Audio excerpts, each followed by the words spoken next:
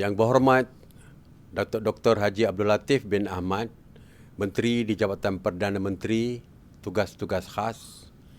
Yang berbahagia Datuk Dr. Aminuddin bin Hasim, Ketua Pengarah Agensi Pengurusan Bencana Negara (NADMA), pegawai-pegawai kanan Kerajaan Persekutuan dan Negeri Keluarga Malaysia yang saya kasihi. Bismillahirrahmanirrahim.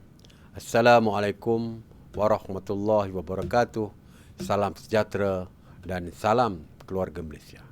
Alhamdulillah, syukur kehadrat Allah Subhanahu Wa Taala kerana telah mengizinkan kita bersama pada hari ini demi menjayakan webinar risiko bencana di era perubahan iklim. Webinar ini telah dirancang oleh NADMA dengan melibatkan panel pakar sains dan teknologi bagi pengurangan risiko bencana ataupun STEP secara begitu rapi. Untuk itu kita mengucapkan terima kasih kepada NADMA, STEP dan semua pihak yang terlibat dalam penganjuran program bermakna ini bersempena sambutan Bulan Kesiapsiagaan Nasional. Keluarga Malaysia yang saya kasihi, pada 18 Ogos 2021, negara dikejutkan oleh bencana alam di sekitar Gunung Jerai, Kedah. Ini diikuti kejadian tanah runtuh di Selangor dan banjir di Sabah. Semua itu merupakan petanda jelas bahawa kita perlu berusaha lebih gigih dalam menangani bencana berganda pada setiap masa.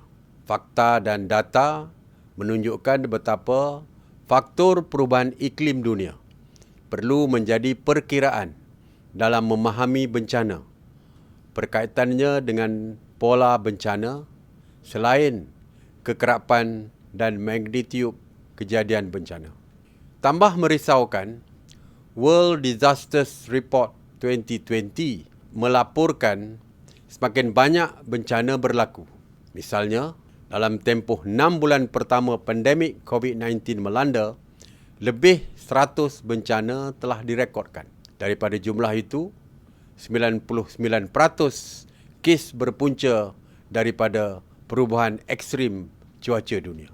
Oleh sebab itulah, kerajaan memberi perhatian serius terhadap impak perubahan iklim dan peningkatan kesan bencana. Perkara ini telah pun diberi penekanan menerusi strategi utama yang terkandung dalam Rancangan Malaysia ke-12 ataupun RMK-12. Saya turut menekankan isu perubahan iklim ini semasa berucap di 76th Session of the UN General Assembly pada 14 September lalu.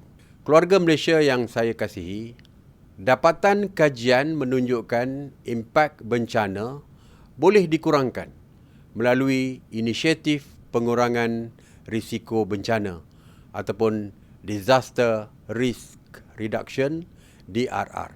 Ia termaksudlah usaha mewujudkan kesedaran awam melalui inisiatif Communication, Education and Public Awareness ataupun SEPA yang juga telah saya bentangkan pada RMK-12 lalu. Usaha berterusan mewujudkan kesedaran awam melalui SEPA ini menjadi kunci pelaksanaan berterusan dalam usaha membentuk budaya perkongsian tanggungjawab bagi mengurangkan risiko bencana. Hasrat ini akan berupaya dicapai melalui pendekatan pembelajaran berasaskan pengalaman seiring menggalakkan penyertaan golongan muda bagi memacu perubahan membentuk komuniti berdaya tahan bencana.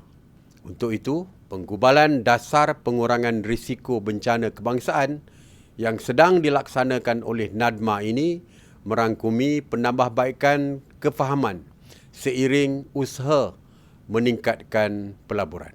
Inisiatif sebegini diyakini dapat mengurangkan risiko bencana dari aspek kapasiti sumber manusia, pemerkasaan institusi, perluasan langkah mitigasi, aplikasi teknologi dan memperhebatkan langkah kesiapsiagaan di seluruh negara. Antara usaha yang digariskan ialah menanam kesedaran dalam kalangan seluruh keluarga Malaysia berhubung risiko bencana. Untuk itu, NADMA menerbitkan dokumen National Risk Register ataupun NRR. Dokumen yang dihasilkan secara kerjasama NADMA dan rakan strategik Southeast Asia Disaster Prevention Research Initiative ataupun SIADPRI UKM ini akan saya lancarkan pada 28 Oktober nanti. Keluarga Malaysia yang saya kasihi, kesemua strategi plan, tindakan dan program yang terkandung dalam NRR itu akan diperluaskan kepada semua sektor dalam negara. Antaranya termasuklah sektor pembangunan, ekonomi, pendidikan dan kesihatan. Langkah ini berpandukan instrumen Global Sendai Framework for Disaster Risk Reduction dan Paris Agreement for Climate Change sebagai ikhtiar negara mencapai aspirasi Sustainable Development Goals ataupun SDG. Justru, saya berharap barisan panel pada hari ini berupaya mengupas secara menyeluruh berhubung isu risiko bencana dalam keadaan kesan perubahan iklim yang semakin mendesak.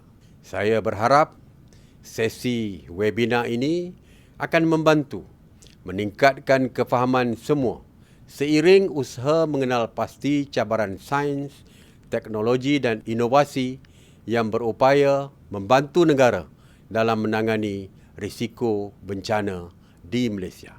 Hasil webinar ini mustahak kepada NADMA sebagai salah satu usaha mendapatkan input dalam rangka dasar pengurangan risiko kebangsaan kelak. Semoga melalui usaha ini nanti negara akan lebih bersedia apabila berhadapan dengan sebarang bencana. Bersempena dengan tema program Keluarga Malaysia Siaga Bencana, saya mengucapkan selamat berwebinar. Sekian, wabillahi taufiq wal hidayah. Wassalamualaikum warahmatullahi wabarakatuh.